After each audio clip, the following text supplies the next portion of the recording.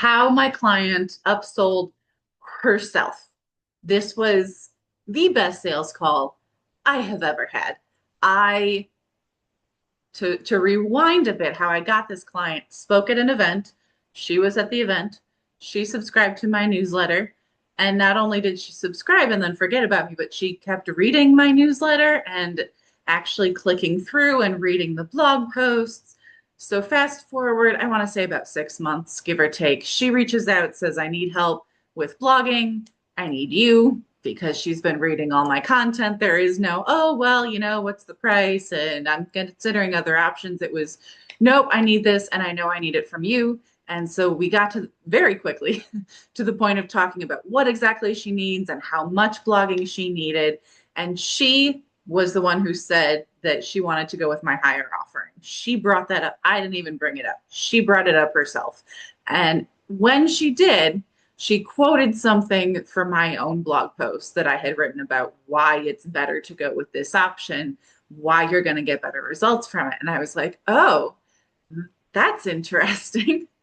She has actually been reading my blog post. And because she read my blog post, she was a higher quality lead. She was a better educated lead. I didn't have to spend time on the sales call explaining to her how this works or why a certain option is the better option or any of that. She already knew it, not because she was, searching on ChatGPT. This was in the days before ChatGPT, but still, right? It was because she was getting that information directly from me. And it just made that sales call so much easier. So this is the power of content marketing when it's done right. And that funnel, right? It's not just a blog post. It's not just social media. It's not just a video. It's all of it and putting it all together so that you can lead people through that buyer journey all the way until they're like, all right, I'm ready. And then when they are ready, they're ready to work with you. Now, to be fair, I have had clients who call me because they find me online and they do talk to a couple other people, or at least they tell me they're talking to other people. I don't know. Maybe they just said that. But then they do end up working with me. They end up being really good clients. They don't try to bicker about the price. They pay me what I quote them, what I invoice them. Paid right away. It was awesome. It was so easy, right? And this is so contrary to what I hear people complaining, that they have crappy leads online, that they get people who want to nickel and dime them, people who don't see them as an expert, see them as a commodity. And that's because they haven't invested in that really high quality, in-depth thought leadership content, and they haven't built out their content funnel. So this is your homework for this video, is to think about your content funnel and what makes sense for you. And again, I told you my content funnel, how I get that. Well, one of my funnels, I have a few.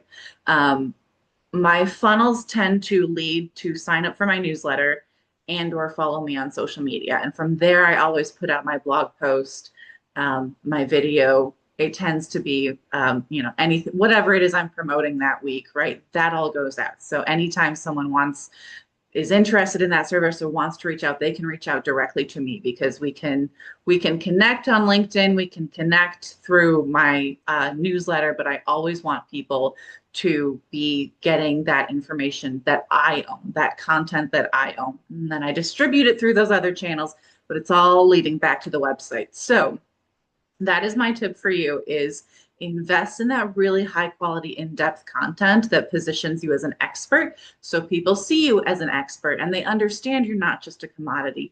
They understand that they don't want to nickel and dime you, because you're not going to nickel and dime them. You're going to charge them what you're worth. This is how we know what you're worth. You have all of this expertise. You can share all of this information with people, and you do. And that's what makes you so valuable. And that's what makes people want to work with you. It earns their trust, in addition to setting you up as an expert. Because there's an expert, but can I really trust them? Do I really want to work with that person? Be the person that your ideal client wants to work with, and be that person all over the place, not just on Zoom, not just in one-to-one meetings. Be that person on LinkedIn, be that person on YouTube, be that person in your newsletter, be that person on your blog. Use the language that you would use in a client meeting on your blog. Don't try and don't try and talk over people's heads or sound super smart because you don't want to make them feel dumb. You want to make them feel like they understand what you're saying and you're providing value to them. So create your funnel, do it in a way that makes sure that everything from the farthest reaches of this is when they're first meeting me to this is when they're kind of in the middle, and then you always want to lead them back to your website. How long that funnel is will depend on your business. Because I work in a B2B industry, so like I said, I think that person waited 6 months before she reached out to me, and that's pretty common. Like I hear that a lot from people who have been following my newsletter for 6 months up to a year before they finally reach out and become a client. And then when they do, again, easiest sales call of my life. But you got to wait for it. You got to invest the time and effort during those 6 months to build that relationship. A lot of the clients I work with are either B2B or they are technically B2C, but they operate a lot more like a B2B. I work with a lot of attorneys and financial planners. So they operate like a B2B in the sense that it's a high investment. So people are going to take the time, they're going to do some research, they're going to weigh their options before they make a decision. And there's usually more than one person making that decision. So you don't just have to convince them, you have to convince their business partner, you have to convince their spouse, you have to convince their sibling or parent or whoever, right? It's not just, hey, aren't these earrings super cute? Click here to buy, right? That works for a lot of industries. A lot of the e-commerce and some of the lower level service, lower cost services, you can absolutely get away with that. But do not have your call to action on your blog just be,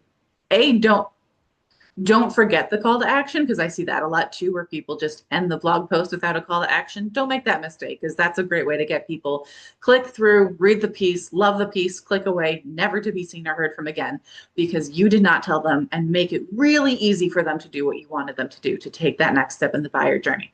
So make it super easy for them to do what you want them to do.